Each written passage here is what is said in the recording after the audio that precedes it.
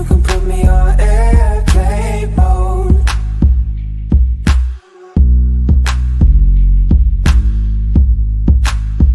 You can put me on.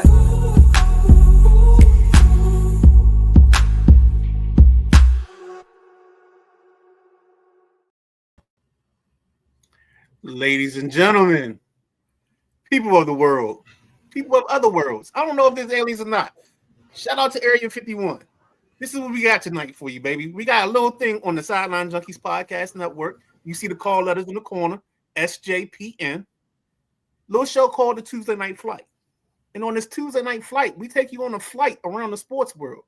And see, for us, we're not limited like other people.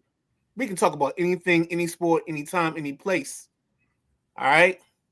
This ain't no commander slogan. We ain't talking about the brotherhood. We talking about the Sideline Junkies Podcast Network with the ability to give you any sport you want, however you want it. That's what we do, and this is what we do. So tonight on the Tuesday Night Flight, we got a couple things we got to hit. We got to hit a conversation that's going to take us to the sad part of the world, but it's life. We got the man downstairs that you see, and actually I got to switch this because I can't do this here. I'm sorry. Yeah, we got to switch that view. We got the man in the top corner now, the correspondent. We got some breaking golf news. We got to set you up for the TGL. KG just gave you his outfit reveal. It's just like a gender reveal. It's no pink smoke or no blue smoke. It's just whatever his outfit is for the day. After that, we got a little section called On the Road with Jack Carr. So I don't know where Jack is. KG got that information. Jack probably also sending his picks. Then we take you to the college football playoffs and then anything else we have. But be ready because this flight is going to take you to many places and to many sports. And if you're not ready for that, I can't help you. But that being said, before I turn it over to the host of the show, the big guy KG, the other guy in the corner, tomorrow morning, you guys are going to do one great thing. And that great thing is be waking up. And you're going to thank God for the blessing of waking up. All right? But then you're going to have the best thing in your world besides Folgers in your cup. And that's going to be the audio version of this show being available to you sometime after 9 a.m. And then what you're going to do is you're going to go over to Spotify, iHeartRadio, Apple Podcasts, Podbean, Podcasts, wherever you get. Tune in, because I just pulled it up on Tune In. Wherever you get podcasts. And you're going to type in the word Sideline Junkies. That's all you got to do. Hit enter. Make sure you're on the podcast. And you're going to hear these voices tomorrow with this show. Just in case you missed something. Just in case you want to repeat something. And then, if you get that urge, because sometimes people get an urge, they think they got to see these faces. You know what I'm saying? They got to match the faces with the voices. So you're going to go to YouTube. And on YouTube, if you haven't already done it, and if you haven't done it, that's a shame. But I implore you to do it now. You're going to put in the Sideline Junkies. You're going to click like. You're going to click subscribe. And then anytime you want, you got this on demand. And anytime you want to see these three pretty faces, it's all up for you. You just pick the date and the time we here. With that being said, welcome to the Sideline Junkies Podcast Network. It's the Tuesday Night Flight. The guy that's doing this here, I hope he got permission to do this because normally Mama Bear don't like to hear certain ways. But I'm going to turn it over to the big guy, KG. My God. You're muted. Muted up. See, you done got me in trouble. I'm trying to keep it quiet so she don't notice what I done did, but I done made a creation here. It's up. You told me where it up. It's up. Okay. I might have to go back in the hair and makeup, gentlemen. So thank you for getting me in trouble there, Midnight Rider. I didn't get you in trouble. She saw it probably on the show. How y'all gentlemen feeling this morning? What it tonight? Shoot. I'm doing good, well. I mean, it's hard to believe boys are wrapping up another year here. I mean, they go by quick, don't they? I mean, I feel like the older I get, man, the quicker they go by. So, yeah, happy to be with you guys here tonight. Ready to get things started. Doing well. Good deal. Yeah, man. I'm with him. Lee Ice checking in. Good evening, my SJPN brothers. What's happening, Lee Ice? Lee Ice. Yo, if you missed it earlier, Lee Iceland do a great show on Unapologetic Sports. And the beauty of it is, I don't know if you saw their path before they got over to us, but Flying Brian is starting, like he's come out of his cocoon and becoming, I'm not going to use a butterfly. I'll let him peacock or whatever you want to do. He might be like Mark Wahlberg from the other guys. He might be a peacock. I don't know for sure. I don't know what flying animal he wants to be. He might want to be eagle, butterfly, peacock, because peacocks don't really fly, but whatever it is, he's starting to form that, and he's starting to get real comfortable. And that show's it's already taken off, but it's going to be a dangerous thing, baby. So I'm glad we got them on our side, and we ain't got to compete against them. 100%. Agree with that. Now, we got to get this out the way because Midnight Rider said it best. This is life. So I'm going to go ahead and I'm going to turn this over to the correspondent and let him take this one and navigate us through this. Yeah, I mean, the world of NASCAR, guys, keeps taking some hits, right? We had, just to kind of take you back just a touch, the end of the NASCAR season last year ended in turmoil, right? With the way Denny Hamlin ultimately, with 2 laps to go, didn't win the race because someone else got a flat tire.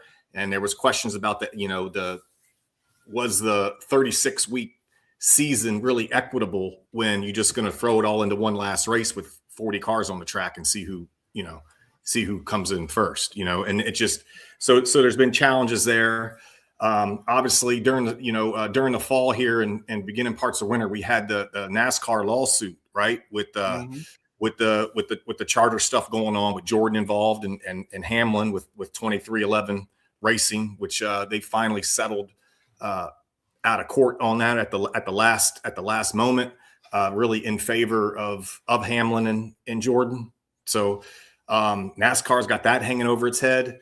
Last week we had Greg Biffle and his family perished in a plane crash. And then this weekend, unfortunately, Denny Hamlin lost his father, Dennis, who was already terminally ill, by the way, in a house fire. And his mom, Mary Lou, remains in a Wake Forest burn center in North Carolina, taking treatment. So, yeah, NASCAR needs a hug. It's in a tough spot. The Daytona 500 is 6 weeks away, really, and I'm beginning to wonder if, Denny would race,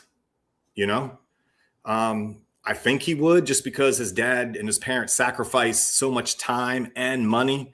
Racing's not an inexpensive sport, and this sort of me, as I'm a Denny Hamlin fan because of since 2004 when J.D. Gibbs, Joe Gibbs' son, discovered him as a driver. So I'm sort of trying to be the correspondent here and also, a big time fan of Denny Hamlin. I know you guys listening on audio can't see, but I'm holding up my number 11 shirt that I have just to show a little bit of my fandom. So look, NASCAR needs Hamlin to be racing, guys.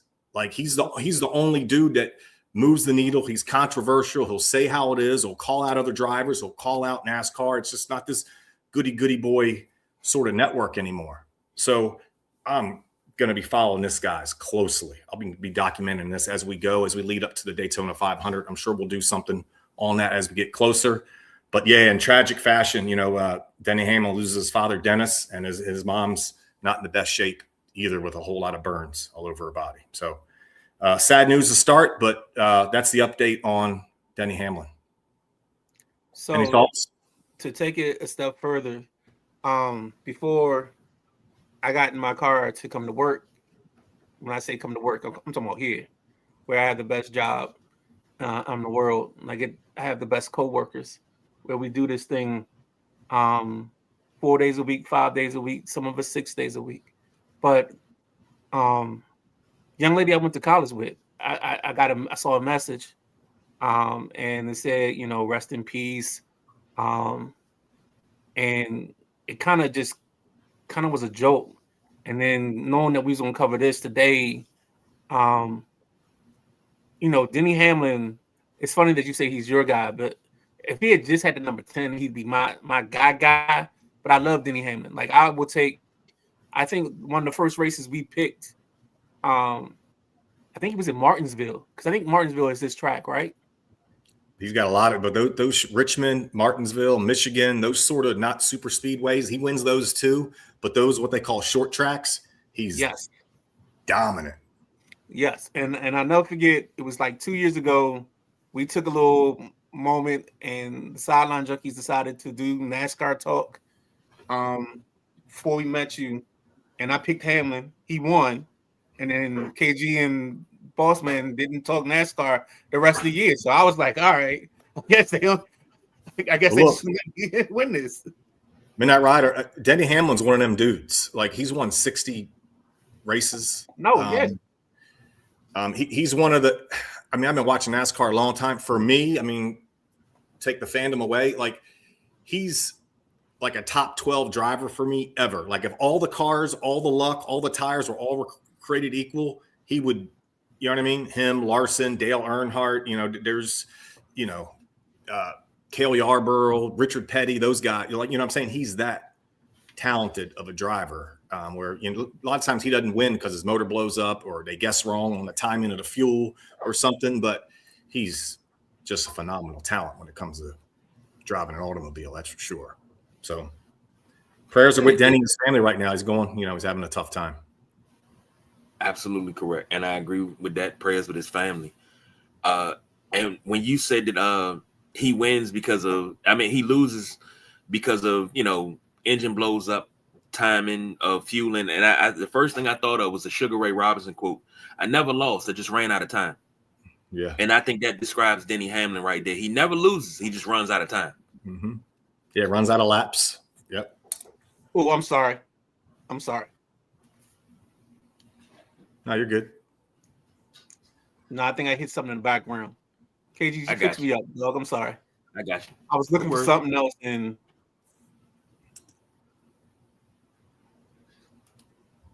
go ahead, KG. I'm sorry. You good? We got it. Where is it? All right, you know what? Hold on. The media assets aren't helping me out, and maybe it's an overlay, but here we go. Because it's a Tuesday, and because you said he's top 12, I don't know how prepared you are for this, but we do a thing. We call it the list. Impromptu for you. Top 5 NASCAR drivers.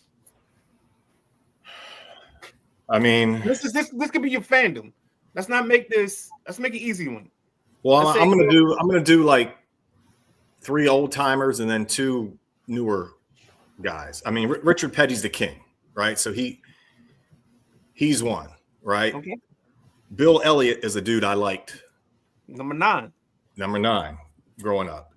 He's awesome. Another guy, Cale Yarborough, right? So he's kind of in that tail end of he'd be 3. And then I put, just go kind of new school. I put Hamlin in there. And then, Larson's one, Jeff Gordon actually would be another one, and you can't forget Jimmy Johnson. That's another one. So he probably 5's hard, but Petty, Elliott, Yarborough, Jimmy Johnson, and Jeff Gordon. I think Hamlin's on the outside. I think Hamlin's like 6 or 7 on that list.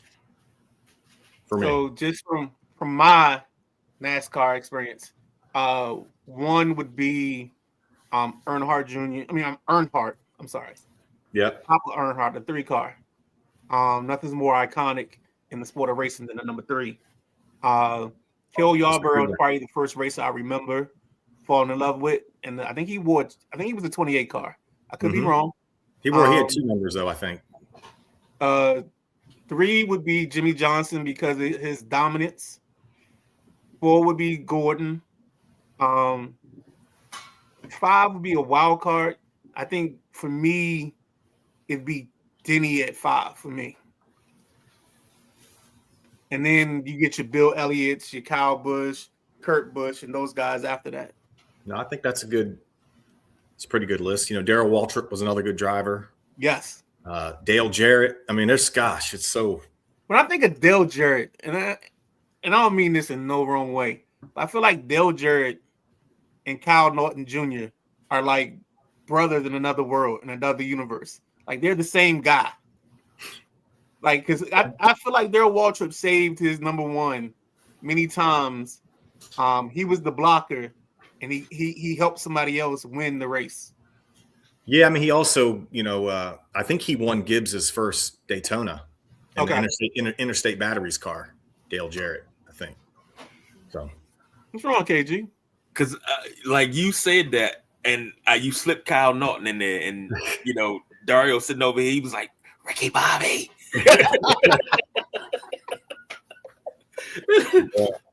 And it's funny because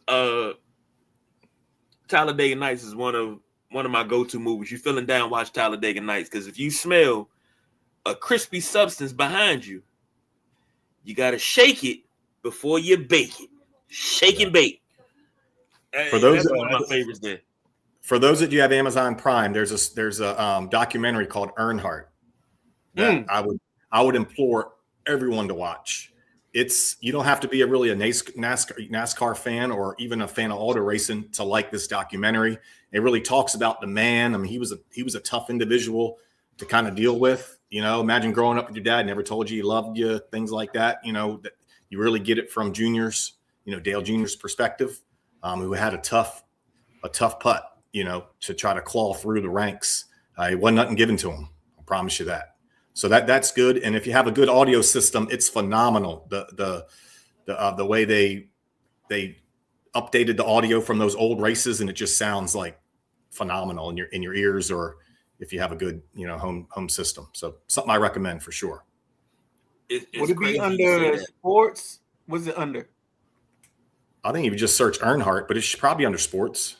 Okay. It's excellent. It's crazy you guys say that, because what's the one that ESPN did with Barry Pepper? The Earnhardt movie that they did with him. And it led all the way up until Dale Sr.'s death. Like that right there. Oh, I think that was a 30 for 30. Yeah. No, they actually did a full-length movie. For real? This is like 2003, 2004-ish. And when I tell you, it had J.K. Simmons in it, Barry Pepper, I forget who all. It had a pretty good cast in it.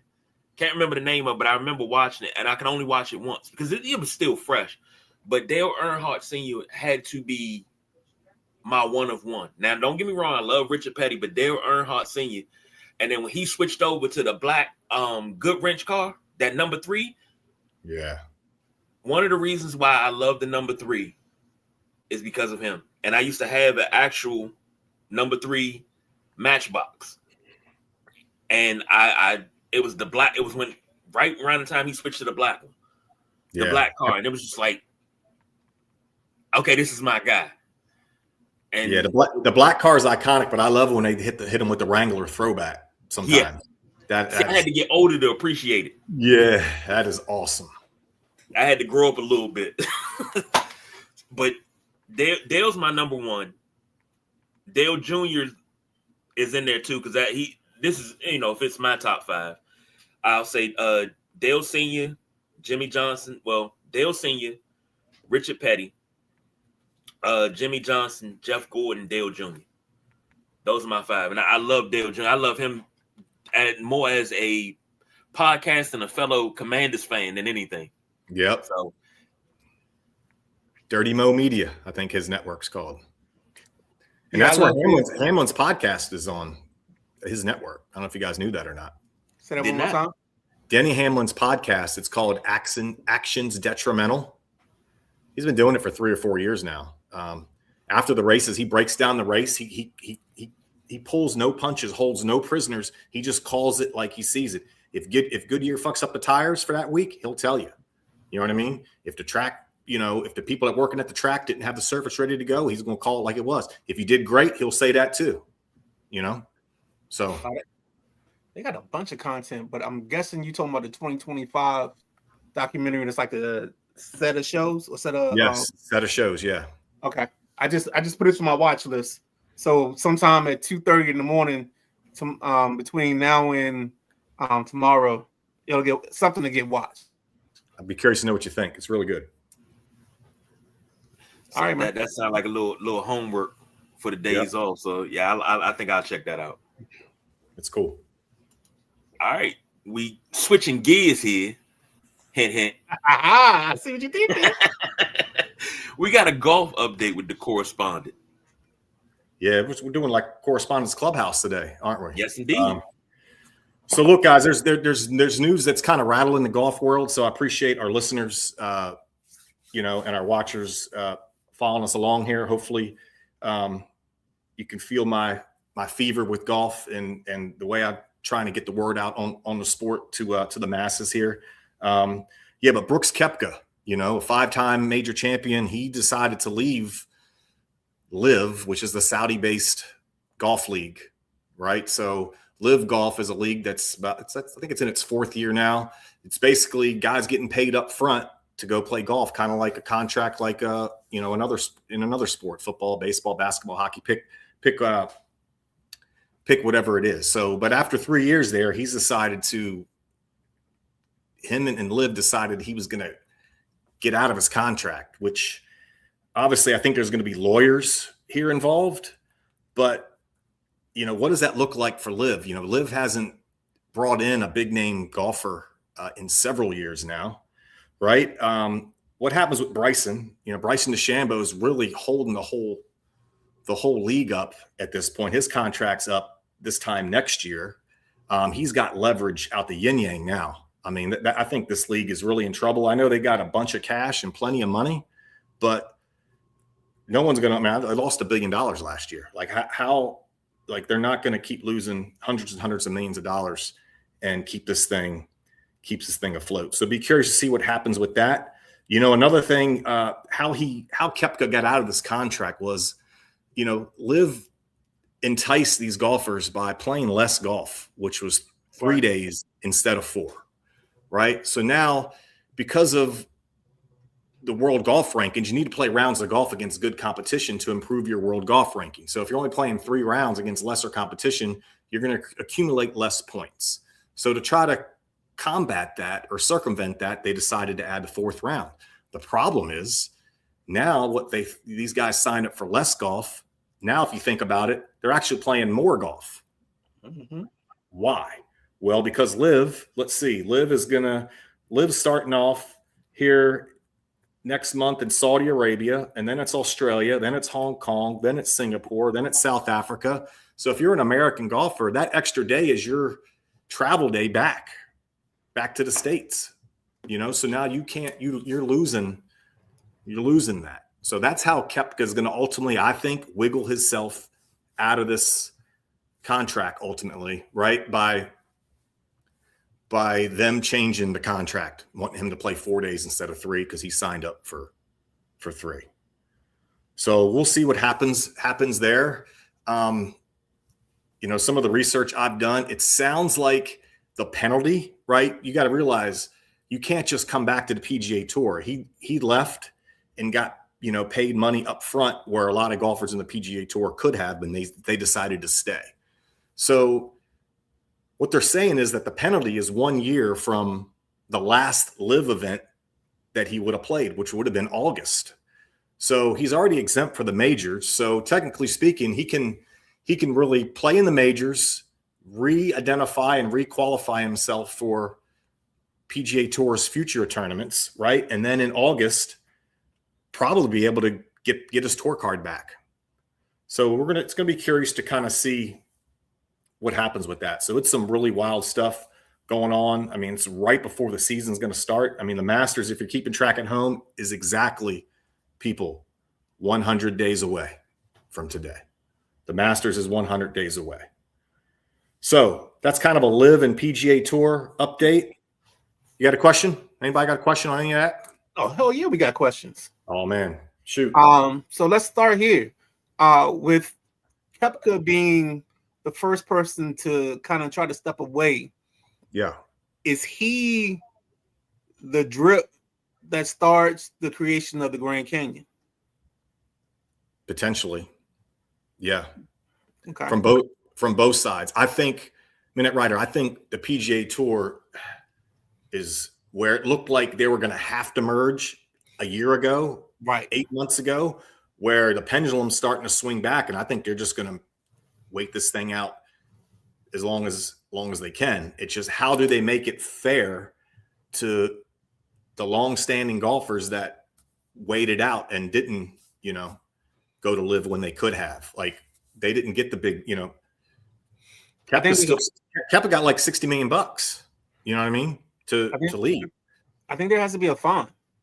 I think there has to be a fine or some kind of fee to come back in, and that fine either gets, how certain places have the kitty, or you have what's the thing in baseball? I can't think of the name of it. Kind of like create like a progressive slot machine where each guy puts the money in and it builds a pot for everybody else on the tour. Yeah, something like that. Or it's like a kitty where the money comes in of the fine money and it gets dispersed back out to the other players that didn't make the jump, but they got to reward the players for staying and reward their loyalty. And then they also have to make an example out of Koepka because he's the first one to try to come back. And I'm not meaning it in a punitive sense, but I think it has to be done because you got to reward the players that stayed. So here's where it gets tricky, because so many guys defected, like say in the best golfer in the world, say from 15 to 40. That's really where a lot of the live guys, a lot of the world rank. So a guy that was 60th or 50th moved up in the rankings pretty quickly because that competition left the tour. So some guys did benefit, to be honest. They qualified. Take my guy Danny McCarthy. I talked about him a lot, right? He got into some tournaments and he made the most of it, but he wouldn't even have got that opportunity necessarily, but because they were spots. That makes sense. So I'm more concerned about, the guys that already have plenty of money, the Rorys, the Shane Lowrys, like some of these guys that could have jumped and took the huge contract and didn't. But I think, it'll work out for them in the end, I think. And then the second question I have is, how does this transition affect people's eligibility for the majors? So your eligibility for the majors doesn't change. You're either eligible or you're not. Like you're not. You either have to be qualified for these tournaments by winning the tournament previously. So like if you win the Masters, obviously you can play the Masters. That's why you see Jack Nicklaus, Gary Player, all these guys out there playing. Like if you win a U.S. Open, you pretty much can play in the next 4 majors for 5 years, and you can play in the U.S. Open for 10 more years. You're exempt. Okay. And then some tournaments, it's the top 50 in the world automatically get into the major, or sometimes it's 70 or 80. It just depends on what particular major you want to talk about. So there's a couple different ways you can earn your entry into the major tournaments. Like Brooks Koepka, he just 3 years ago, he won a major. So he's kind of good. He just needs to have some good showings and accumulate some world golf rankings, and he'll eventually just be back on the tour like everybody else. Okay. Yes, sir. KG, anything? I wonder. I wonder. Like Midnight Rider said, is this going to be the drip that turns to the Grand Canyon? But it's like, I never liked Live to start. I'm just going to be honest with you, because I was like, okay, you're coming in. It kind of remind me of like USFL type thing, where you're trying to come in and take on the big boys. And it's just like, why? But when you throw money at somebody, they're going to take the money. But yeah, I would love to see how this plays out. They're really promoting that team golf. They got these quirky names like Smash and Crushers, and it just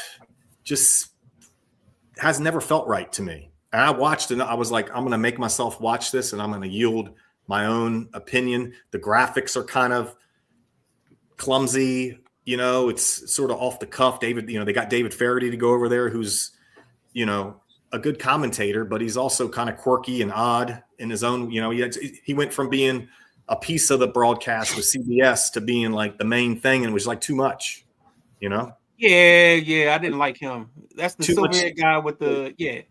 I know exactly what you're talking about. Like, I don't need a whole set. I don't need an hour of Rodney Dangerfield. I just need his 8 minutes of his best stuff. You know what I'm saying? That's, for me, David Faraday was kind of fell in that lane for me. So we'll see. You know, that team thing just it's weird. You know, I don't. So let's transition from a bad team thing to a good team thing. Let's talk about the golf league that shows up. I think it starts this week? No, it started Sunday. So Okay. so TGL stands for Tomorrow Golf League. This is the indoor simulator golf league, stadium golf inside that really is the brainchild of Tiger and Rory McIlroy. So down there in Florida, they have the SoFi Center, and there's a indoor stadium like golf facility with a simulator with 100-foot, I think 120-foot screen, Right. gigantic screen that they hit into. So yeah, the league consists of 6 teams. There's 4 players on a team, and then 3 are active for game days, if that makes sense. So yeah, I mean, I think they made some improvements. Atlanta Drive won the championship last year. They played Sunday against New York Golf Club. I love New York's team. They've got Fitzpatrick and Schauffele. And who else does New York have? Fitzpatrick, Schauffele, and others. So, yeah, the issue I had with TGL was the product was good. You know, Matthew Berry at ESPN and Scott Van Pelt run the show. Like, it's a cool product. But Sunday at 3:00, I mean, you got to do better. I mean, call me. I can help you pick a better time slot than that. I mean, right in the middle of Sunday football, you're not going to really, really move the needle a whole lot. But they made improvements to it. You know, some of the viewers wanted more analytics, like how fast are they swinging? How far is the ball going? How fast is the ball traveling in the air? Those sort of metrics, if you will, that nerds that love golf are kind of after. So there's one recommendation I would have. Like, the banter back and forth is cool, but only the guys with the personality can shine through and make it fun, because it's golf with a shot clock. You know what I mean? So you can't just sit around and take your time and think about it and throw the grass up in the air and check the wind. Like, you got 40 seconds, you got to hit. Let's go. You know, so that's cool. That keeps you, you know, sort of engaged as a viewer. But I'd like to see these teams have a manager, either an older golfer or a personality, you know what I mean, as a manager, like someone that loves golf, a Barkley or you know, Mark Wahlberg. You guys mentioned him earlier, like somebody like that would help keep it going, because you could throw hammers and double down and do different things within the match, you know, that would make it more interesting and more sort of friendly to the viewer, make it a little bit more entertaining. So, yeah, I think the next match is Friday. And Rory McIlroy's team, it's called Boston Common. Him, Keegan Bradley, and Adam Scott are on that team. So I think that's Friday at 7 this coming week. So, okay. Yes. Is there a team you perceive as the favorite in this? I mean, I got the players, I got the teams here. I would tell you who's probably the least favorite, and that's Jupiter Golf Links. That's Tiger's team. Tiger, Max Homa, and Tom Kim. They're probably one of the more entertaining teams, even though Tiger's injured right now. But Kevin Kinsler, I don't know if he's a commentator, and he's also on tour, plays some events. He's also on that team. LA Golf Club is Tommy Fleetwood, Justin Rose, and Morikawa. Kind of hard to like. Yeah, it's hard to beat that. The Bay is Wyndham Clark, Oberg, and Shane Lowry. So they got a lot of the right. You know, Atlanta's Cantlay and Thomas. You know, they've got the right players in this. You know, I would say. a good mix of international dudes and American folks. It's really all the guys that are living in Florida in the off season. It's really kind of what you got here. But it's really cool. It's really cool. It's really different. Again, if you think golf is slow paced, and it's just like, no, like it's going, and that's probably the coolest thing. All right. So question is, Correspondent, what are your thoughts on long drive competitions that they show on FS1 and Fox Sports Plus? Are you a big long drive fan? You seem like a guy that you like KG. You might be more of a traditionalist and like the way the game is played. No, I mean, I'm entertained by him. I just can't sit there and just watch it over and over again. There's this Martin Borgmeier guy. He's a German dude. He hit the ball 400 and some yards. So whenever I see him, he kind of catches my eye. He does a lot of YouTube collab work with Bryson DeChambeau, their boys. So they do a lot of creative games and events and stuff because he's not that good of a golfer, but he can hit it far. So Bryson's trying to keep him on the course. You know what I mean? Because of course, when you hit the ball that far, it's hard to, tune them down a little bit. So yeah, I think they're entertaining. There's a place for it, obviously. And there's some pretty decent prize money guys can win in those things. But most of them are just one trick ponies. They're not really rounded golfers. To be that good and focus on that, you don't have touch around the greens. You're not a great putter, more than likely, if you're just smashing golf balls like a meathead, on a daily basis. I love the question, though. It's a good one. Thanks. I appreciate you calling me a meathead.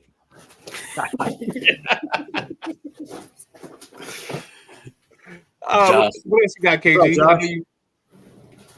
Josh checking in. What's happening, Josh? How you feeling? Highly opinionated. Anthony said, I'm surprised. I thought Brooks Koepka would lead the team from Florida because isn't he from the West Palm Beach area? Yeah, I believe he's a Florida guy, but I don't. Because his affiliation, right? What say again? Because he's affiliated with Live, he can't really be in this the TGL, right? I don't think there's any rules behind that, but I think he's kind of shunned. You know, you got to realize Tiger and Rory have already been up on the, on the ledger, looking down at everybody, saying, "Look, we're going to protect the PGA Tour. This is the traditional format, to use your word. This is the way competitive golf is meant to be played. You go out there, make the cut, and you earn a paycheck, right? You don't get paid up front to play golf. That's not how we do things here. Right or wrong, that's been their approach, and the way they see the game. So until then, we'll see. But I think this is a good first step for Brooks. Brooks, real quick, back to Brooks. I think Brooks took the money. I don't think he ever wanted to go there. He was battling some pretty bad wrist injuries there for a while. And I think he was wondering if he was ever going to heal 100%. And he's like, hey, let me take this bag. Well, I can get this bag. And he also brought his brother along, who's not very good at golf either, to initially be a part of his team. And I think that was part of it, too. He could spend time with his brother. So, money makes you do things. And I think he was just never really comfortable over there. Probably never didn't like the world travel that it requires. And he saw it out with this fourth day that they've added, and he's trying to slip out the side door. Period. The end. Is his brother's name Tianis Koepka? No, I don't remember his name, but it should be. Right. It should be. Actually, I think Tianis is better relative. He's got a ring. Yeah, he does. He does. All right. Well, we're going to switch some things around. We're going to take a break, come back, and we're going to break down this college football playoffs. We got 4 games of preview, so we're going to take a break, come back, and knock that out. So stay tuned.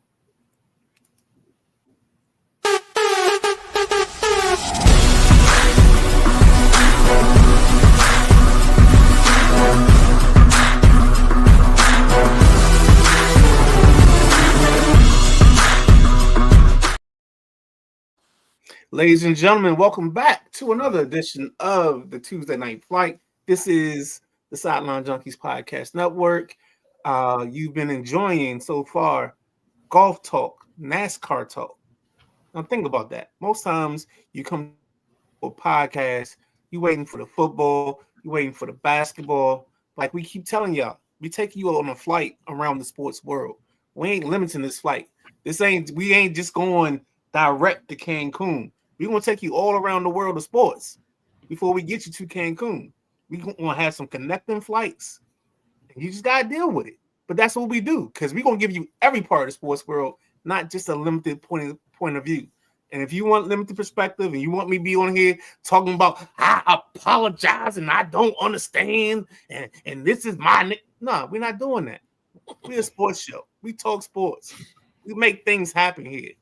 It's the Sideline Junkies Podcast Network. It's the Tuesday Night Flight where we give you knowledge. And if you walk away from our show and you don't learn something, then that's our fault, but it's also because you're not listening. But with that being said, I'm going to turn this over to the big guy, KG. All right. So we got games coming up on Thursday, which is New Year's Day. This right here. You got Thursday Eve. You got Wednesday. We got a game Wednesday too? Yeah, you got the first game Wednesday at like 7:30. I think it's Miami and Ohio State is the first game. You're absolutely right. Miami and Ohio State are the first game, and I'm starting with the wrong game. So Miami and Ohio State is the first game. I'm looking at the lines, and Ohio State's a 9.5-point favorite. Over under is 41.5. So start with the correspondent, go to the Midnight Rider, see what the gentleman Jack picked, and then I'll close this thing out. High level for me. I mean, I've got Ohio State in the bracket in the Sideline Junkies Podcast Network bracket challenge. So I'm riding with them. I think they have a coaching advantage. I think they have a talent overall roster advantage. I think Ohio State beats Miami pretty significantly. I'm thinking, let's call it 27-13 Buckeyes. Isn't that right? Yeah, I like this ball game. I said it early on Unapologetic, but I just don't believe in Carson Beck. I think Miami's young running back Fletcher is going to fall victim to Sonny Styles and Arvell Reese. I think they're going to swallow him up in this ball game. In the run game, that probably deserves a pause. And I think this is going to be an issue for Miami, is because I don't think Carson Beck is good enough to exploit Ohio State's defense. So I have this at 20-10 Ohio State, and I think the over under is like 39 or 40. So I would take the under in this ball game. 41.5 at right now. So yeah, give me Ohio State. I'm taking the 9.5 because I think it's gonna be 20-10. I think it's gonna be a 10-point ball game. You flush out that 10 points however you want to, but it's gonna be under the number on the ledger. Yeah, 27-13. I got it at 40, so that would be an under as well. All right. Let me move you gentlemen over there and give you the gentleman Jack's pick. All right, fellas, let me give you my thoughts on this New Year's Eve college football playoff bowl game. AT&T Stadium, the Cotton Bowl, Jerry's World. You can call it what you want. We got Miami Hurricanes coming in against Ohio State Buckeyes. 10-3 Miami, the Buckeyes undefeated, as everybody knows. Miami beat Texas A&M to get into this spot. So, OSU well rested. Julian Sand, 31 touchdowns, 6 interceptions. Nice numbers for the season, young man. Running back Bo Jackson, he's been tearing it up for Ohio State. 1,000-yard rusher on this season. And then you got arguably one of the best wide receivers in the country in Jeremiah Smith. He makes Julian Sand look good on some passes that aren't so good, in my opinion. Carson back over here at Miami, man, but you got to look at that running back, Mark Fletcher. He had a hell of a game against Texas A&M. I want to say it was somewhere around $170 that he threw down. And then you got All-Americans on the defensive side for Miami. This game is going to be won in the trenches. I definitely think so. Reuben Bain, All-American for Miami. 3 sacks against Texas A&M. And then you got D-back Keontae Scott. 2 sacks against Texas A&M. So that Miami defense is going to be flying all over the field. I got Miami in the upset in this one, fellas. So I'll take Miami. They're going to win it by 3. Let's go with that.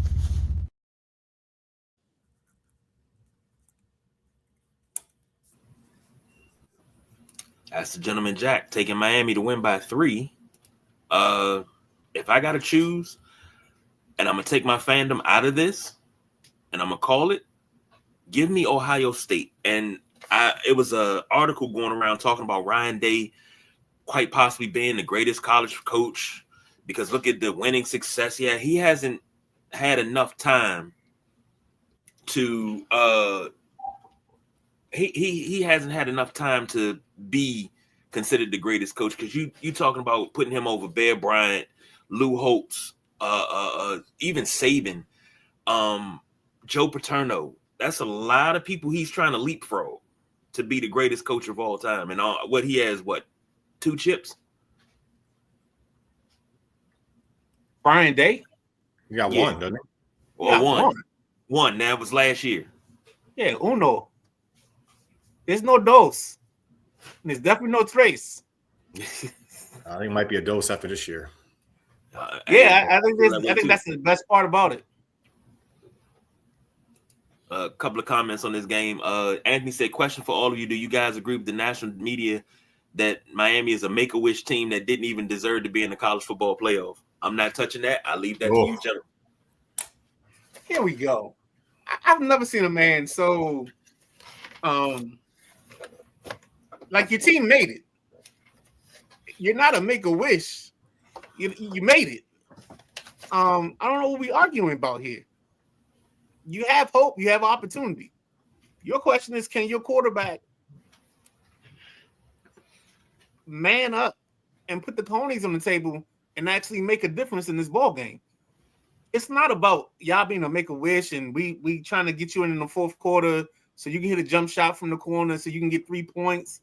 You know what I'm saying? You're not the kid with the score that used to do the score or the team the team manager that we try and get points for. I mean, you belong here because they picked to put you here. So now you got to put up or shut up. I mean, you just got to hope that you're not on the Carson Beck B side and you get his worst performance. You want him on the A side with all the hits. You know what I'm saying? You want him with the Darling Nickies, the beautiful ones, Purple Rain. You want him on that side of the CD. That's all I got. That was that was I can't do much better than that. I mean that was a good answer. They're in, right? So let them do their thing. I mean, I don't think you can push back now or blame them for anything. They won the first round and they're still, and they're still out there. So it's not their fault. They're still playing at this point. So can't hold them back. Now, I'm going to say this, and I want to hope that I'm right. If I'm not mistaken, there's been some great B-sides in history. If I'm not mistaken, Mickey's Monkey was a B-side to Go Into a Go-Go by Smokey Robinson and the Miracles. So, and I think Mickey's Monkey is a pretty goddamn good song. You're doing too much with the B-side. You got to understand what I'm saying. When I say the B-side ain't for the casuals. The B-side is for the fanatics. All right? So when I talk about the Carson Beck A side and the B side, it's the side that if you're not a fanatic, you're not going to listen to it. If you're not in the music, most people don't flip their CD over. Well, that's true. But because you know what it is? Because you're initiated. You know what I'm saying? You get the B side of a CD, but everybody don't get that. Everybody not scrummaging on the B side of the Cisco CD and finding Incomplete and playing that to till it stops. You know what I'm saying? Yeah, That's what I'm saying to you, brother. I'm with you. Next question. Anthony said, "Do you trust Ohio State's offensive line to even block Miami's defensive line?" Yes. Trust is a 5-letter word. We got 5 linemen to block in front of them.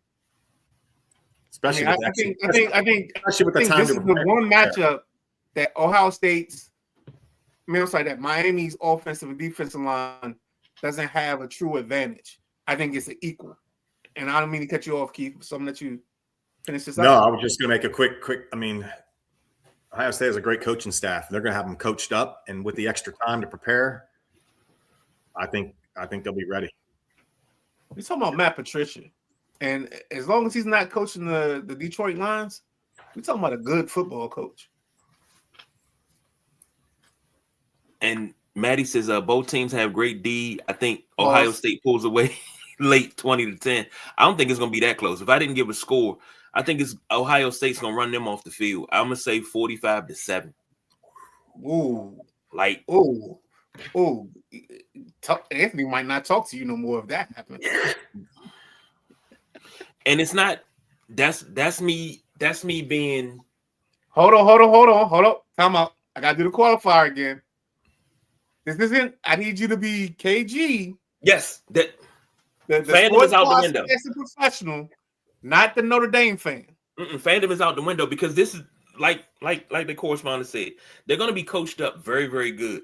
You have, and this team had pro players on their team last year. Like these guys, you got guys that are going to be first, second round picks that are going to have long careers in the pros. That's what Ohio State does. Miami does not have that type of talent. No. I gotta disagree with you there because you got Bain on one side and the kid on the other side. I can't think of his name. I know Anthony's gonna drop his name in the comments. I think it's like Madrosi or something like that. That kid, he might not be a first round talent, but I think he's a 3rd or 4th round talent, and I think he can make an impact because he dominated. However they played last week, and I'm sorry that team is just not in my head right now. So Miami's Texas A&M. There you go, Messidor.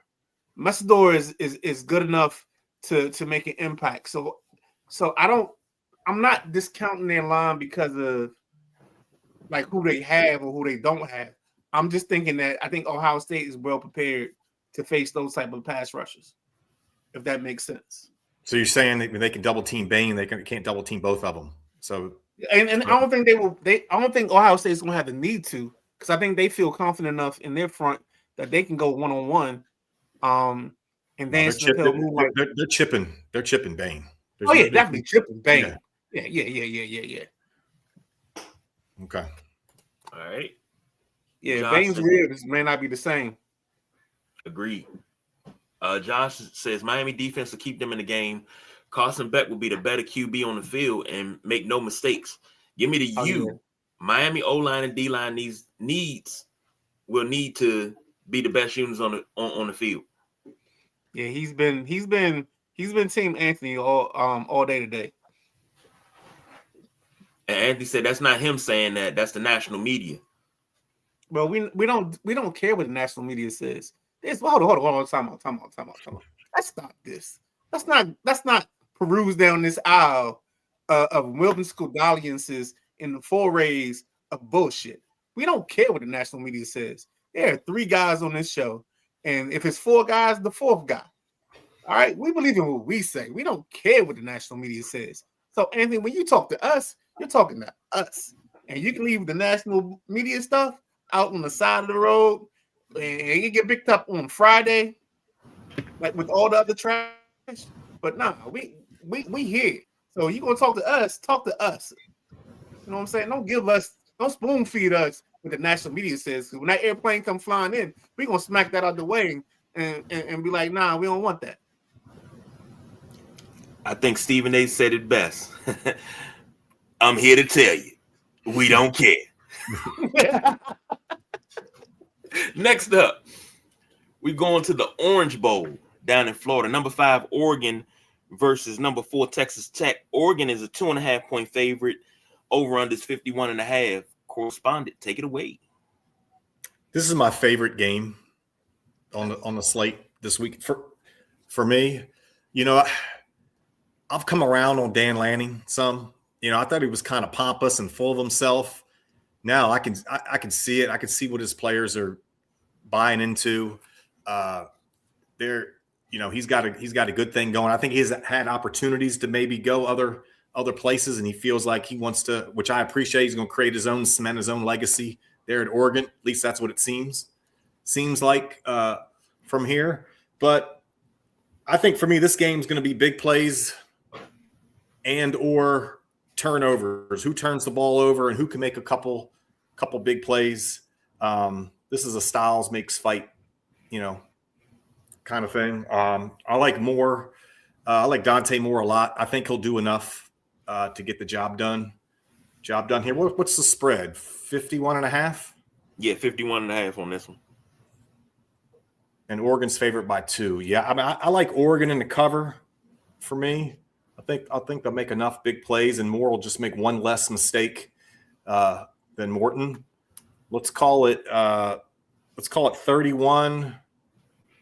31-24 Ducks. Midnight Rider?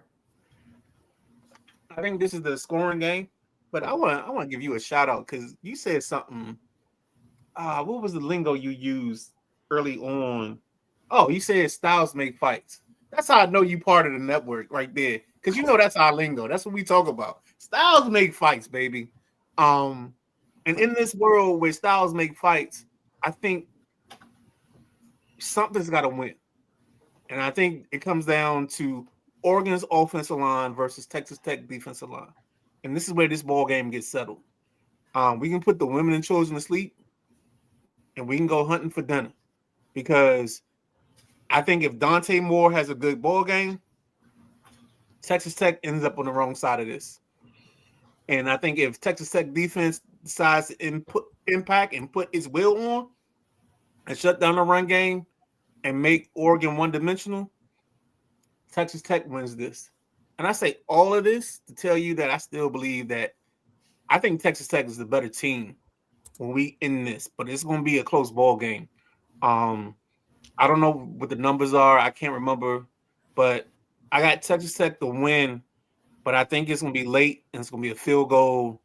But I think Dante Moore does enough that he surpasses Mendoza as the top pick, because he's going to have to make some throws in this ball game. He's going to have to show that he belongs. So he's going to have to let them understand that, you know, he believes he can fly. He believes he can touch the sky. You can think about it every night and day, but Dante Moore has to find a way to get this team competitive and stay involved in this ball game. And I think he becomes the number 1 pick overall over Francisco Mendoza. All right. Even though he loses this performance. Toss it over to the gentleman. Real quick, minute. Hey, what's up, fellas? I'm going to give you my take on the Oregon-Texas Tech matchup. Go ahead, Keith. Oregon, Dante Moore. Everybody know he's been crispy and clean all year long. He's only been sacked 12 times, so give that to that Oregon offensive line. I think they're going to meet their match today with this vicious Texas Tech defense. Over.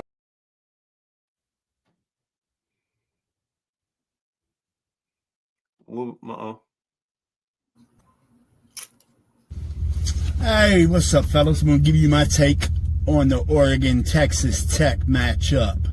Oregon, Dante Moore. Everybody know he's been crispy and clean all year long. He's only been sacked 12 times, so give that to that Oregon offensive line. I think they're going to meet their match today with this vicious Texas Tech defense. Over to Oregon, running back Noah Whittington. He can break anything, man. So he hits the holes fast, and he's trying to cause damage. Once he gets through, he's something. And Jordan Davison, he's the touchdown machine for this Oregon team. He's already got 13 rushing touchdowns, man. That's a pretty big number. They like the tight ends in the red zone there at Oregon. Several tight ends can get really open in the red zone. they get many TDs for their tight ends. But over at Texas Tech quarterback Behern Morton, he's just been the undercover QB this year, in my opinion. But he also has running back Cameron Dickey. He's a 1,100-yard rusher with total of 16 touchdowns, 14 rushing, 2 receiving for Mr. Dickey. A wide receiver, Caleb Douglas. You can always find him across the middle, on the outs, in the flat. He's a wide receiver that can run many routes. So what I think is going to make a difference in this matchup is the All-Americans on Texas Tech defense. Their linebacker core is sick. David Bailey is leading this crew with 13.5 sacks. And then you got that cat Romello Height with 9 sacks. And as a team, they got 16 interceptions. So this team, Texas Tech, is just swarming, man. I look for Texas Tech to beat Oregon. Is this my second upset? I'm not sure. But I look for Texas Tech to beat Oregon in this matchup. Thanks, guys.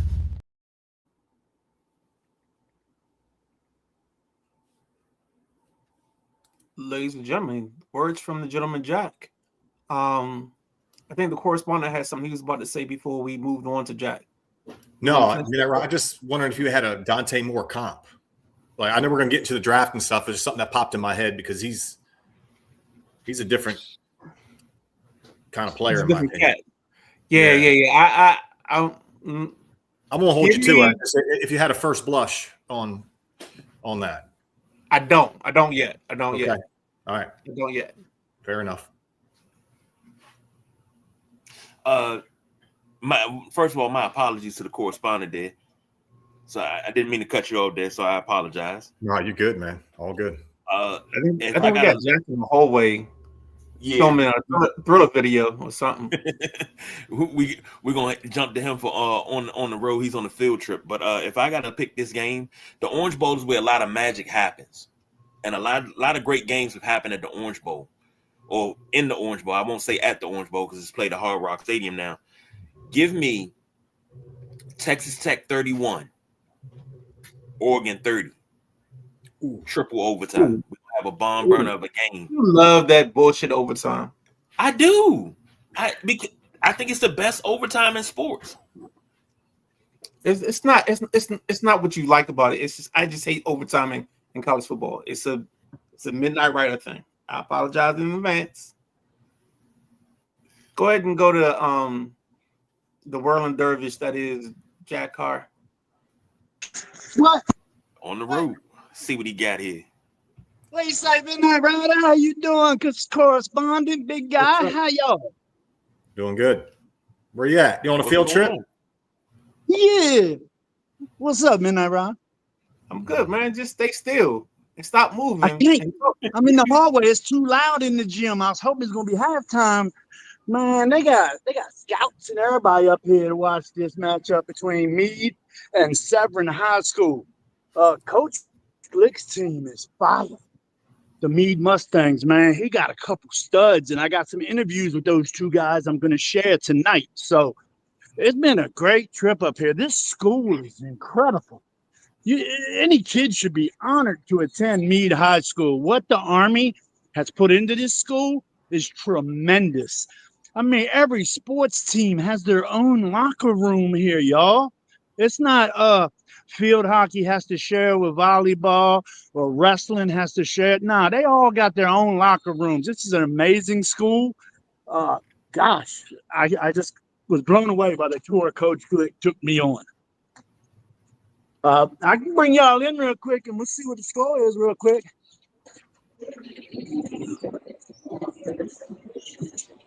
There you go. This is the most 24-22 halftime. 24-22 halftime, y'all. All right, who's winning? Coach Glick. Meade Mustangs are up on Severn by 2. Meade had been up as much as 11. So since I've been out here with you guys, Severn made a little bit of a run. And Severn is much bigger than Meade. But Meade's quickness and hustle is just helping. I mean, they got so many steals already in just the first half. So I can't wait till we all come out to some of these basketball games as a group, man. This is fun. This is really fun. I'm an old gym rat. I love being in the gym. I love the smell of a gym. So, yeah, I've been enjoying myself up here today, guys. And a couple Coach Devon's coaches have come up to me. They recognize us from the podcast network. And this is the second event that I've been to in a row where we got people coming out of stands recognizing Sideline Junkies Podcast Network. So that's kudos to all of us. So we're just going to keep rolling, right, baby? We everywhere, baby. All right, man. All right, Jack. You have a good one, man. Good rest of your show. I'll touch back in and let y'all know who won. All right, now. All right, All right, man. Check in. Peace. Jack looking like Geraldo, looking for Al Capone's vault. Right now. What? I remember that. The black shirt with the That's what I kept thinking of. I don't know why, but maybe it was just like the camera was kind of jumping around and moving around. He's like, I'm in the vault. I'm down here. Anyway, I'm sorry. Got us off track. Oh, man. All right. Jump back into the college basketball. College football. I'm sorry, college football playoff. I'm all off. Number 9 Alabama versus number 1 Indiana, and the granddaddy of them all is what they like to call it, the Rose Bowl out in Pasadena, California. Indiana's a 7.5-point favorite. Over under is 47.5. Correspondent, take it away. I was listening to Drive Time earlier, and they mentioned Keith Jackson. That just brought me back. Like you can't hear the intro to the Rose Bowl without that legendary voice kind of bringing it in. Makes it all come together for you. So yeah, I mean, if I cared about a game the least, it'd probably be this one. I think Alabama's run here for me comes to an end. You know, selfishly, I want 1 and 2. That's what I think it'll ultimately end up being, Indiana and Ohio State. So I think the Hoosiers roll here pretty good. Got a lot of momentum coming in. They had extra time to prepare. So I like Indy. What's the over? What's the line? 47.5. Oh, I think this will be under. I think it'll be 23-16. I like Indiana to win. I think the score is really not that close, but as Alabama always seems to do, they do seem to be there kind of right at the end with a chance to win. But I don't think the score is indicative of how the game was ultimately played. So 23-16 Hoosiers. Midnight Rider? I'm going to make mine short and sweet. 27-17. I think Indiana wins this. I think Alabama's failure to establish a running game and be able to run the football is going to be their death knell. I don't know who's their running back. I don't think the world knows who their running back is. And I think Indiana has played good enough defense all year long that they will suffocate this run game. They'll score enough with their guys and make a difference. And they'll leave Alabama and Kalen DeBoer staring at the man in the mirror, trying to figure out if they got to change their ways. KG. All right. Throw this at Jack. All right, now, so here we are to the Alabama-Indiana matchup. You know, I've been loving on some Indiana for a couple years now. Coach Signetti, Coach Sig as they call him, he going to pound the rock. I think he's going to pound the ball. Mendoza, he can run the ball. He can throw the ball. He's got, 33 touchdowns, only 6 interceptions, and he's got 6 rushing touchdowns for Mendoza. So he's really crafty with his feet as well as his arms. So look for Roman Hemby. He's closing in on 1,000 yards. And then wide receiver Omar Cooper. Both of those can be right there at Mendoza's disposal to try to take a shot at this Alabama defense. Alabama's going to be out there with Ty Simpson. I feel Alabama got outplayed by Oklahoma. They definitely did on paper. Alabama got some breaks. Running back Jam Miller, he's been a key to the past couple victories for Alabama. Jeremy Bernard, wide receiver, I like that cat. And then you got cornerback Bray Hubbard. He's got 4 interceptions, 8 pass defenses. But I just think that the defense over at Indiana and that beefy offense, because they got some big boys on the offensive line at Indiana. But Elijah Hardy, linebacker, Indiana, and Isaiah Jones, linebacker, Indiana. 8 sacks for Hardy, 7 sacks for Jones. They sacking machines. I think Indiana's going to get Bama in this game, so give JC Indiana in this one.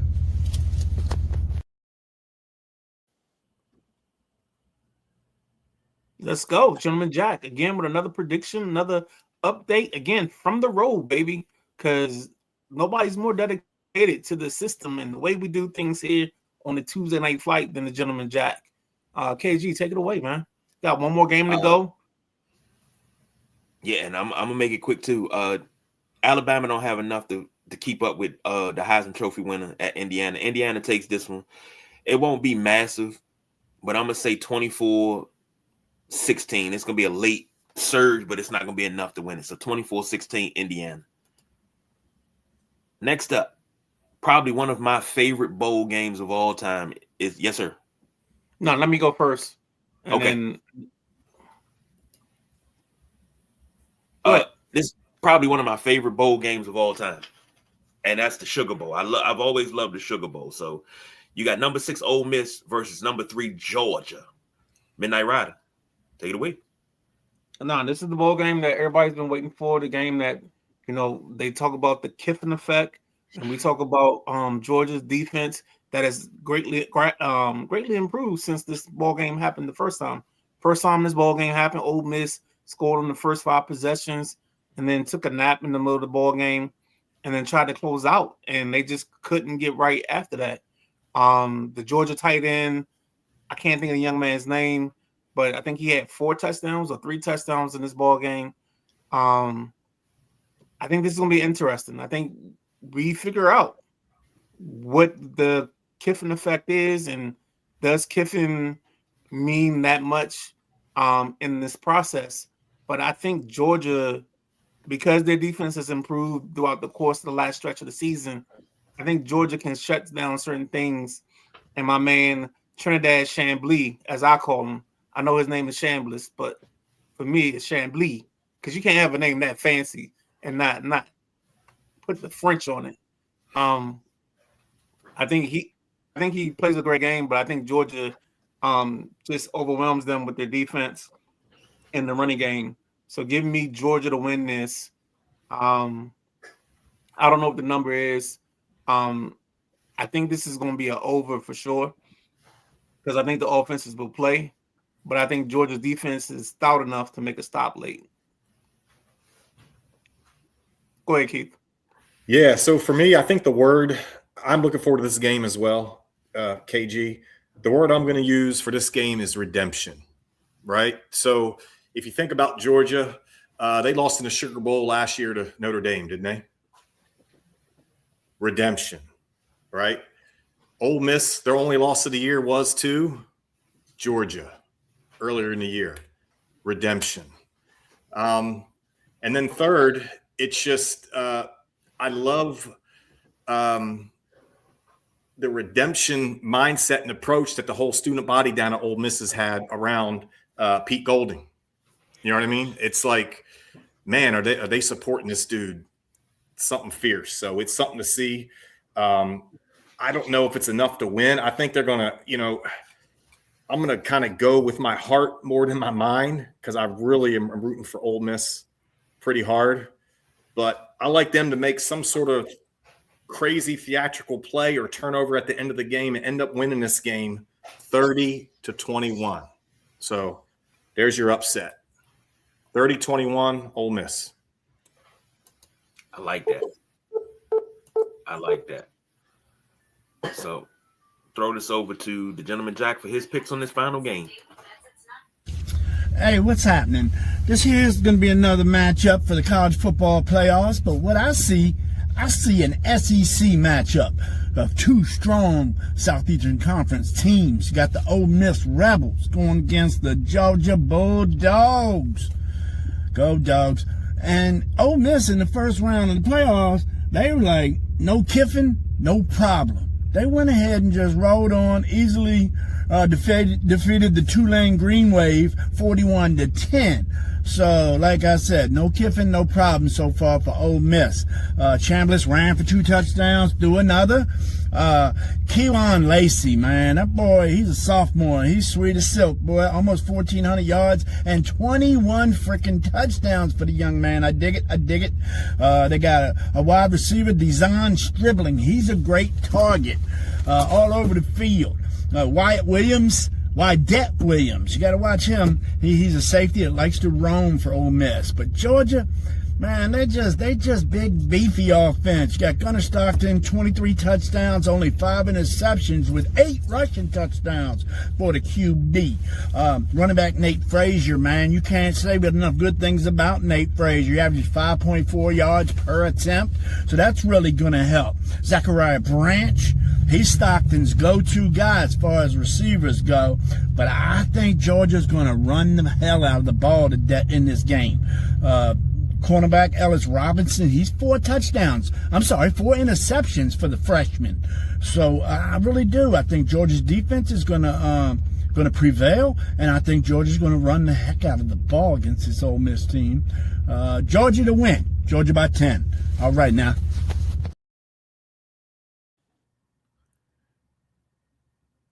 Yeah, guys, one thing I forgot to mention is I think Colby Young's going to be back for Georgia. That doesn't bode well for me picking the Rebels, but he's an elite wide receiver. He's going to be playing on Sundays in some capacity, I think. So them getting him back could be a little bit of an X factor in this game as well. So keep your eyes out for that. As much as I would love to see Ole Miss take this game, it's not going to happen. I think this is going to be another true shootout, Sugar Bowl style, but it's going to be some excitement. So let's call it 34-30. Georgia has to hold on for the win. Last second surge. So, gents, you want to go all gas, no brakes, and just keep rolling into the recap of the nickel? No, let's take a quick break and then run into a nickel. And don't forget we got to preview the 2 Saturday games on coming up this weekend. Jeez, that's why I'm here, baby. So, I forgot about that. So let's go. Hurry up, offense through the nickel, and then try to get out on a good time. All right, so hang tight, stay tuned.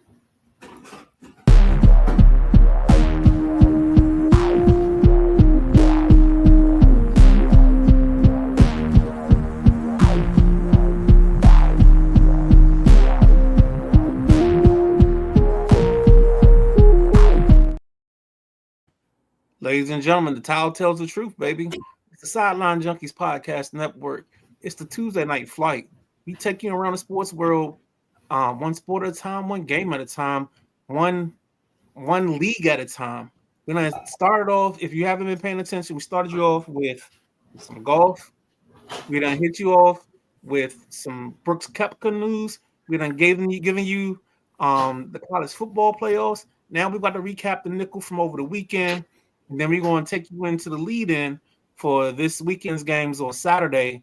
The 2 games, the Seattle Seahawks and 49ers, and the Carolina Panthers and the Buccaneers.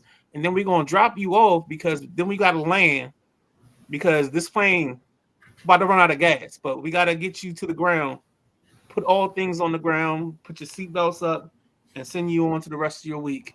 And then we'll catch up with you later on. Sunday morning, Sunday rise. It's no better way to start your week off, right? Hey, start your year off. With that being said, let me turn the show over to the host, the big guy KG. I got excited. Start your year off right with us. All right. We're going to throw 5 minutes on the clock. We're going to go through this. So, Buccaneers lose to the Dolphins. Could have wrapped up the division. Did not take care of business. Lose to the Dolphins 20-17. Baker Mayfield 33 of 44, 346, 2 touchdowns, 2 picks. Bucky Irvin, an anemic 9 carries, 19 yards. Jalen McMillan had 7 receptions for 114 yards. For the Dolphins, Quinn Ewers 14 of 22, 2 touchdowns and 172 yards. Devon A-Chain, 18 carries, 83 yards. And Theo Wees Jr., 1 catch, 63 yards. 5 minutes on the clock. Correspondent, take it away. There's some bad football in this game. I mean, if you're Todd Bowles, I know you got a vote of confidence a little bit earlier in the year.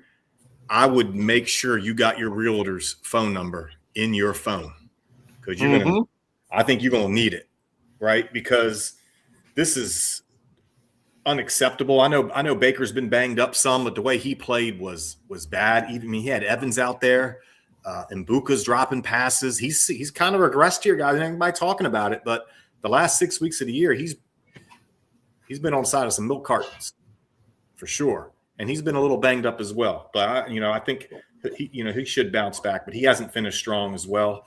And Waddle got banged up in this game too. If you're looking at it from the Dolphins side, so this was a turd for Tampa Bay. They're in big trouble. If they may back into this division somehow, some way, obviously by winning. I heard a scenario where they could. The Panthers could. Is it the Panthers that could lose this weekend and still by Atlanta strength of schedule or something still kind of back into it? So this is wild. This reminds me of the NFC East a few years back when the then football team under Ron Rivera was 7-9-1, whatever it was, and won the division. So yeah, bad football. Tampa deserved to lose and they lost. Todd Bowles, if I'm you, check your phone. Only reason I don't believe Todd Bowles is, and I've said before, the last couple of weeks, because I've listened to his press conference, and I said, Todd Bowles is on the hot seat, but I don't know if he actually is, just because of his past performances, winning the division the last three seasons, period. So that might be his saving grace. But yeah, there's the funky thing where even if Tampa Bay wins, but Atlanta wins, Carolina still wins the division. That's that whole tiebreaker, and because it's a 3-team tiebreaker, it comes down to like your division record or conference record, something like that. So, but that's too much math for me, and I don't do math because I was told that there would be no math on the show besides when KG does it.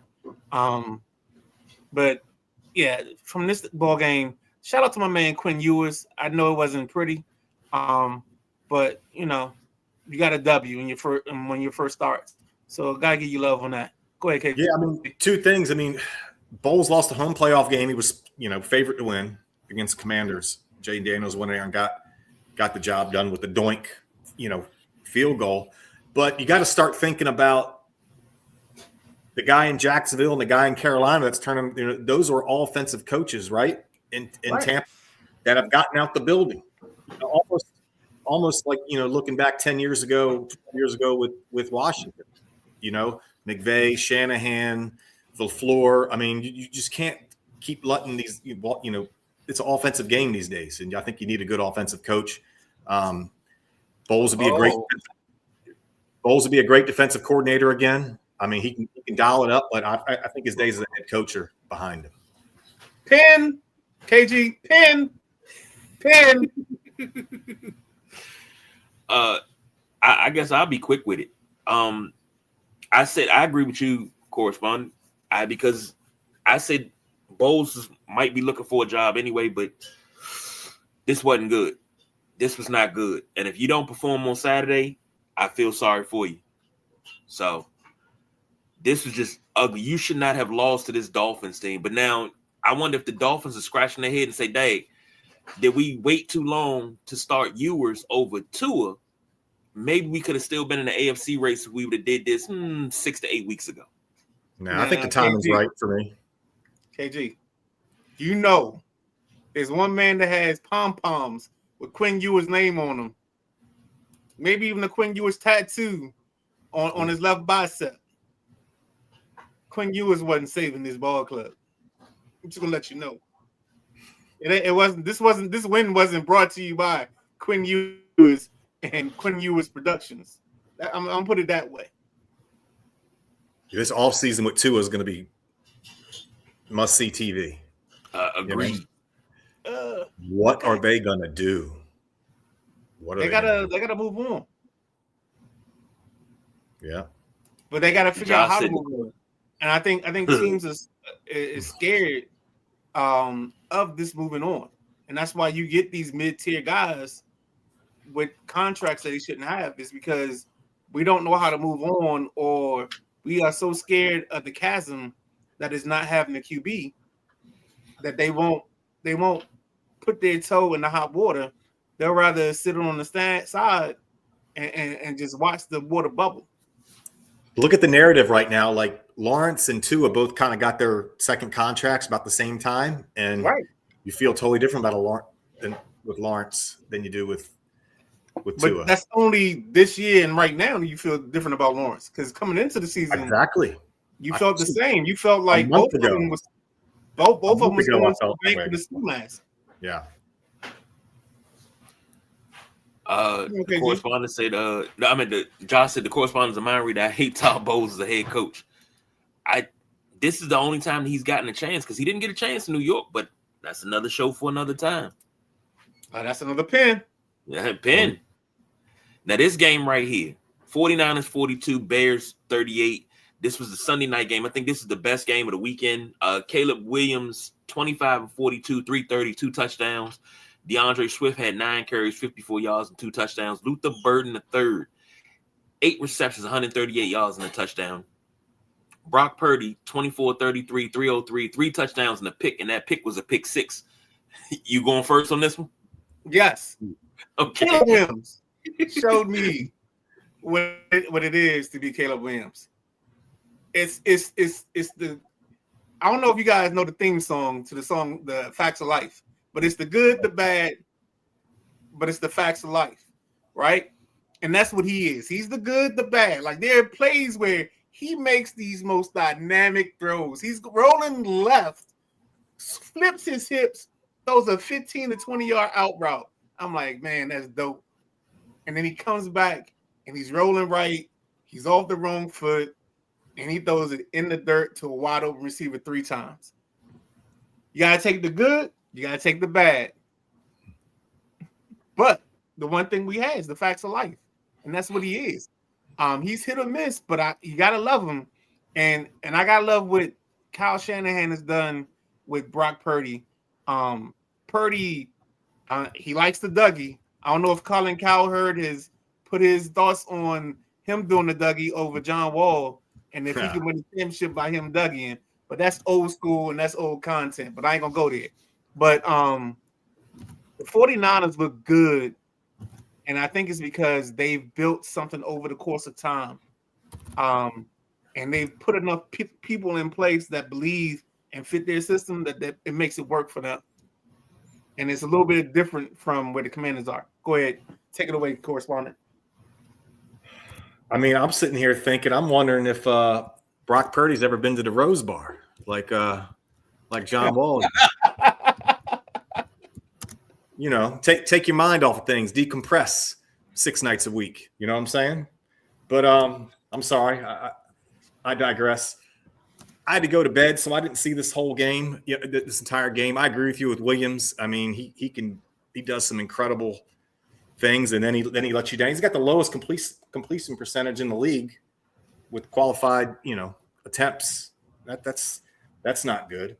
But really, I got more of a comment more than anything on this game. I'm wondering what JD5's thinking right now with Nix, May, Williams, all getting their flowers right now, getting love. I hope he's in the lab. I hope he's getting his mind right, getting his body right, ready to go. I'm just wondering, if you can get inside of his head what he's thinking there. I hope he's motivated like hell. But dude, wait, hold on. You think? Oh my gosh! I'm gonna tell you right now. I know what he's thinking. He's soaking all this in. Every clipping that comes in, every comment, compliment. Like he's got like a book. I don't even know if it's a book. It's like a thing on his phone, and like the AI is reading it to him about how Drake May's the MVP of this year and blah blah blah. Man, I'm gonna tell you right now. I'm scared for the league because next year he's gonna be on one, and if he has the weapons, man, dude, I'm gonna tell you, KG, can I go off real quick? I'm gonna do this in 2 minutes. The competitive me when the Lakers lost to Detroit in 2004, I would want to lift and spree like I was Kobe Bryant and I was playing the Pistons the next year. Like I had this summer of I'm working. We gonna be better. And like my buddy was like, yo, dog, you know you don't play for the Lakers, right? I was like, yeah, but we lost to Detroit, and it's like this fuel that I'm living off of. So if you can take a dude that doesn't even play for a team, watching somebody doing this, and then now you got a guy that plays for a team and watching his peers, yeah, I think Jaden gonna be on one. I hope so. Shameless for myself, I guess, but I don't know. I just felt that was worth bringing up. I'm with you. I think he's competitive badass, but we're gonna see. Like my screensavers will be Bo Nix, Drake May, and Caleb Williams on a timer. If I'm him, like my alarm goes off, I see Caleb Williams' face. You know what I'm saying? Middle of the day, my alarm goes off. Yep. I put them highlights in my VR. That's what I would do if I'm him. Oh man, I'm sorry.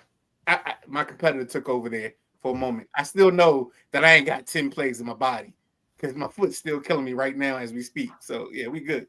But last thing I'm gonna say about this game for me, guys, is anybody gonna play some defense? That's no. Okay. 49ers don't have a pass rush, and Chicago's defense is opportunistic. Yep, they get turnovers and they're gonna bend and don't break and hope for a turnover. Yep. Got it. The best defense you got out of this game was on the first play of the game, and that was the pop up, the pick six, walk it on back. And the first thing I thought of when I saw that play was, okay, if they can play defense like this, for the rest of this game, probably for the rest of the season, we talking about a Chicago defense like what was that, mid 2000s, that kept winning on Mike Brown picking passes off and running them back or getting timely interceptions to set up field goals. They were a cardiac team. Yeah. And it made for exciting football. Yeah, the Bears have been thriving on extra possessions because they need them. Because Caleb, he'll tear some drives up. Yep. Yeah, he'll eat them up. Hey KG. Yeah. Omaha. Okay. Let's go. Let's pick up the pace. Let's go. All right. Hurry up. All right. Seahawks 27, Panthers 10. Sam Darnold 18-27, 147, 1 touchdown and 1 interception. Zach Charbonnet 18 carries, 110 yards, 2 touchdowns. Jackson Smith and Jigba 9 catches, 72 yards. Bryce Young had 14-24, 54 yards. 1 pick. Rico Dowdell 12 carries, 59 yards, and Jalen Coker 2 catches, 16 yards. 5 minutes on the clock. Correspondent, take it away. Yeah, I mean the Seahawks are up there in the NFC, right? I mean they made that defense is just so well coached. What was there pre-snap and what was post-snap for Young were 2 totally different. He was so lost and so confused. They knew what his first reads were. They took it away, and he couldn't get off it and move on. That defense is extremely well coached. Darnold, he's won 13 games again. They referenced that on Drive Time. Another bit I'm stealing. He's done that 2 times now, right? So he can learn the offense. He can execute within the offense, and JSN's always open. You were questioning Seattle. They let DK get out of the building, but they knew they had a 1. We didn't, but they did, obviously. So yeah, the Seahawks look like they're, if not the favorite, one of the 2 favorites, in my opinion, to be playing in a championship game in the NFC. Isn't that right? Hey, let's keep it simple, baby. The Seahawks defense was outstanding. Darnold. This week he was a ghostbuster, not a ghost seer. Keeping it simple in that regard. Zach Charbonnet got his touchdown in. I think he has 10 rushing touchdowns on the season, if memory serves me correctly. But I'm just not a big Panthers fan, and I think the Panthers will end up winning the division. just because Tampa Bay doesn't have anything left. And with that being said, go ahead, KG. This closes out. Panthers didn't handle business. That's it. That's all. Sam Darnold did Sam Darnold things. So that's that. Next up, you have quite possibly could be Phillip Rivers' last game, but because he's not starting, the Colts dropped a game to the Jaguars 23-17. Trevor Lawrence 23 of 37, 263 and a pick. Travis Etienne 17 carries, 76 yards. Parker Washington 8 catches, 115 yards. Phillip Rivers 17 of 30, 147, 1 touchdown and 1 interception. Jonathan Taylor 21 carries, 70 yards and a touchdown. Tyler Warren 5 catches, 43 yards. 5 minutes on the clock. Take it away. Man, for me, Rivers was something I had to watch to something was like a train wreck. I was like, oh my God, when he drops back to pass, I don't even want to, I'm just afraid of what's going to happen. So Trevor Lawrence, I got to give him some props. I've got to be one of his biggest doubters. He could never play 2 good games in a row. He's starting to string some things along. He's beating some quality teams on the road. They overmatched the Colts in the end. It was a good game. But, I love the way Liam Cohen calls offense. I mean, he's protecting Lawrence from himself a little bit. They're starting to key on into Etienne. Etienne's not getting off right now, but they're finding other creative ways to use Parker Washington and others. Brian Thomas is no factor. That's somebody they got to get going here down the stretch. So, isn't that right? Yeah, I think the key of life for the Jacksonville Jaguars is to figure out what's wrong with Brian Thomas and get him back to catching the football. That's the issue. He got to go through the fire and through the storm, and he got to come out on the other side of this better than what he was walking in. When I saw this ball game, I think Phillip Rivers just is showing you the heart and showing you that, like, when you know what's going on, you can succeed in this league. You ain't got to have an elite arm. You ain't got to have everything. But if you know, you know. And if you don't know, then you better ask somebody. Actually, might want to call somebody. But Jaguars won this ball game. I'm still not a believer in Travis Etienne. I don't care what you feed me. He's in the Eldon Campbell, Eddie Jones part of the doghouse. I think the Jaguars found something. They unlocked the key of life for Trevor Lawrence, So maybe they found the ribbon of sky for him. I don't know what it is, but we're going to go ahead and pass this on to KG and let it go. I mean, what did you really think was going to happen? The Jaguars were down early. They clawed. I think they were down 10-0 early. And they clawed back and they won this game 23-17. They clamped down. So what did you think was going to happen? I'm sad to see Phillip Rivers go 0-3 in his comeback. It wasn't a long-term comeback, but it's smart money because he reset his Hall of Fame clock and he reset his health insurance. Yeah, that's a smart move. So maybe in 4 years we'll see him come back again to redo it again. But my guy's going to make the Hall of Fame now. He's guaranteed to make it now. Hall of Fame. Yeah, I would agree. Yeah, I think he improved the narrative on his Hall of Fame status. Even though he lost all 3 games, the willingness to come back, saying all the right things, trying his ass off. I think you're right, KG, for sure.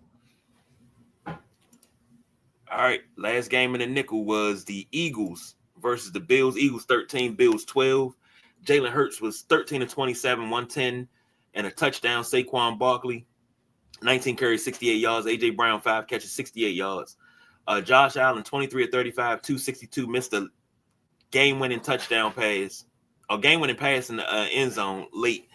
James Cook, 20 carries, 74 yards. Brandon Cooks, 4 catches, 101, 5 minutes on the clock. Take it away. Yeah, I mean, I know weather played a factor, but this was a sloppy game for 2 pretty good, 2 really good teams with both good quarterbacks and both good records. Is this stat right? Tell me that I didn't dream this up. Has Hurts won 2 games now this year where he hasn't completed a pass in the second half? Yes. Is that right? That's right. That's absolutely insane. I mean, he threw for like 387 in the Super Bowl. It's not like he can't throw. Like, I'm just trying to figure out what the hell happened, what's happening there. So, yeah, I mean, Josh Allen to stub his toe on that throw was pretty crazy to see. He was pretty upset with himself, but I guess that's football.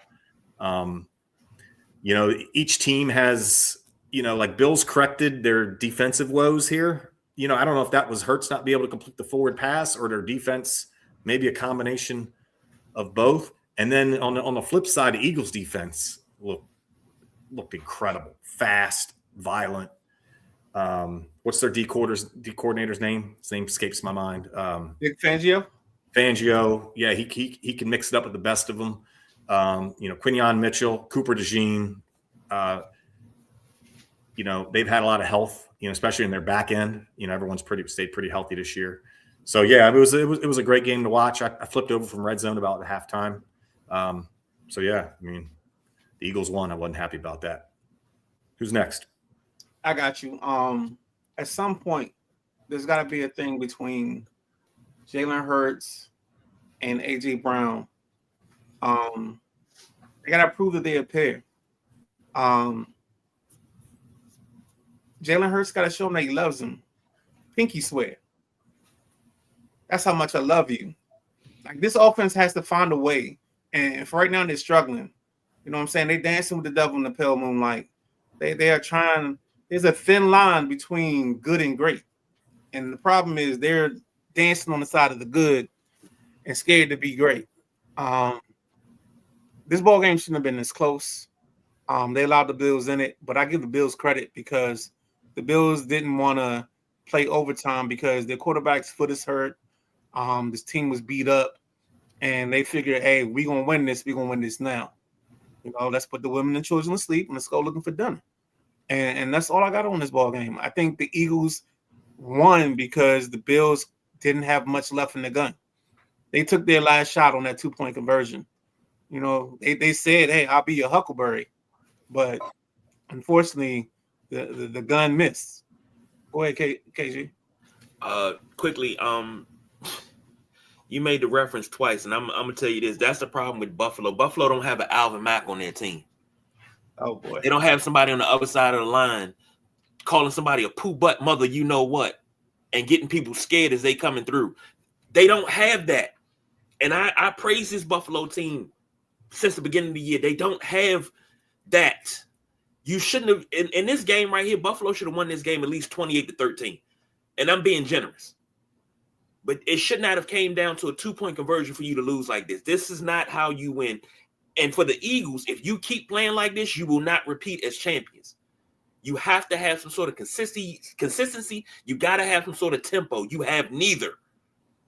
You are winning games by the skins of your collective teeth. But when you get into the tournament, the second season, as they call it, almost only counts in horseshoes. And we ain't playing horseshoes out here. So they can't lean on that run game right now. Until they can lean on that run game, I don't think anything's going to change with Philadelphia. Exactly. And the crazy part about it, especially when you're not strong and when you're not ready to carry on. Are you saying we need a hero? But unfortunately for Buffalo, that's their problem too, because they should be giving James Cook the ball 20 to 25 times. Yes, he touched the ball 20 times, but 20 times wasn't going to work unless he needed 25. See, I love this narrative, but we got to pay attention to game flow. And I love when people say, oh, you didn't give the running game enough time and we didn't give it this, we didn't give it that. But sometimes the game flow doesn't allow us to give the running back the ball 25 times. Like I heard Commanders fans saying that Bill, no, his mama named him whatever his name is, but I'm gonna call him Bill. Jacory. I know what his name is. Guys, calm down. I was trying to give you a little Rudy from the Hustables, you know what I'm saying? His name Bud. You know what I'm saying? His name Bill. But no, I just think sometimes game flow matters, and like you can't run the ball 20 times in a ball game if you're the Commanders when Dallas has 80 plays and you got 46. Like, game flow got to matter. We can't keep pushing the narrative of we got to run the ball if there's not the opportunity to run the ball. That's all I'm saying. All right. Well, this segment of Wrap That Up is going to be previewing the Panthers versus Buccaneers. Buccaneers 3-point favorites, over under 44.5. Gentlemen, take it away. I'll take the Panthers. I think they got a better offensive coach. Bucks are reeling. Baker, I don't know if he's on the injury report so far this week, but just something seems off there. So, yeah, it's that shoulder. So, yeah, I'm going to take the Panthers here in a tight one. Let's call it 20-17. I'm barking up the same tree you are. I'll take the Panthers. And whatever the machinations are, I think the Panthers win the division. So yeah, give me the Panthers. Give me, what did you say what your score was? 20-17. I don't like that. Let me go 21-17 so that way we can cover the number. Go ahead, KG. Make it a table for 3. Give me the Panthers in this one. I don't think the Buccaneers have what it takes to win another NFC South division crown. The Panthers come from the ashes and they look like they're going to do something. May not do nothing in the playoffs. They look like they're going to do something. So give me the Panthers in this one. I'll call it 24-14. So I'll take the under. Good job. Yeah, my math is mathing. 49ers versus Seahawks. Seahawks are 1.5-point favorites, which is crazy, but over under is 49.5, and I believe this is for the NFC West. Gentlemen, take it away. Yeah. Is Kittle going to play? Do we know yet, or any inclination? I think he took off last week so he can play this week. But I think you got to remember Tonjes has been solid, so I don't know. Yeah, he has been. Yeah, I mean, everybody can keep Green Bay. Everybody can just. They always have a second and third tight end, and the team I root for, we can't find one, especially a homegrown one. You know what I mean? One you draft, and anyway, I digress. So look, San Fran can't rush the passer, and that's what Darnold strives off of. If you can't get to Darnold and get him off his spot, then he's going to pick you apart. So I'll make this quick. I'll go with I'll take the Seahawks at home. I think they cover. Let's call it I think it'll be a lower scoring game. Let's call it 24-13 Seattle. I don't like this ball game at all. Just from the standpoint that I think both teams have overcame a lot of things. I don't believe in Darno, but I do love me some Jackson Smith and Jigma. But I think the way that San Francisco gets to a win, they find their way to Sesame Street, as I like to say, is they take Christian McCaffrey, they play him, they basically feed him the football 30 times. And I think San Francisco wins this because it's not going to be pretty, but it's going to be purty. And we're going to roll down the Brock and make it happen. So let's go 49ers. Let's take the over. Let's live dangerously. But so 49ers in the over. Go ahead, KG. It's funny when you threw that out there and said it's going to be Purdy. All I heard was, you think my sister's some kind of hoe? No, I think she Purdy. So I picked the Niners to lose last week, and they came out and played like gangbusters. I don't think I got it in me this week.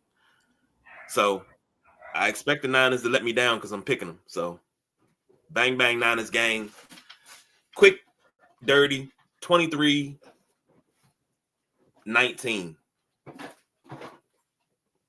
Donald won't be able to do that magic. So, all right, gents. All lines brought to you by FanDuel. Final parting shots before we roll out of here. I'll go first. No, for me, I just want to say thanks to the rest of the junkies here on the network for a really good year. Thanks to our listeners for subscribing, their comments, following us along throughout this journey all year long. Just wishing everyone a prosperous and healthy and happy New Year as we ride here into 2026. Midnight Rider? Hey, man, the greatest saying is we ride at midnight. That's not a shameless plug, but we'll plug ourselves anyway. But with that being said, ladies and gentlemen, thank you for being here, for making this possible for us, for supporting us, because we're going to be here. We ain't going nowhere. We're going to try to push the borders and push what it is to be part of the Sideline Junkies Podcast Network and push our impact on what we do. Because what we do in life is going to echo in eternity. And if you don't believe, you ain't got to believe in us. Because you may be merely adopted the dark. We was born in it. With that being said, I'm turning this over to KG. Well, I keep it simple. Thank you for your support. Thank you for your likes, your comments, your subscribing. I think out of everything that we've done, man, it's been a good year. And Meatloaf said it best. Like with YouTube. Like and subscribe on YouTube is what Meatloaf said. Subscribe and like with YouTube. I'm sorry, subscribe and like with YouTube. That's what Meatloaf says. Do what Meatloaf says. So for the correspondent, the Midnight Rider, the Gentleman Jack popped in for a second. Everybody in the comments, thank you. Happy New Year. Happy holidays. Make it safe. If you go out on New Year's Eve, come home on New Year's Day the same way you left. And just keep it safe, man. Keep everything safe. We will catch you on the other side of the new year. So until then, we are out of here.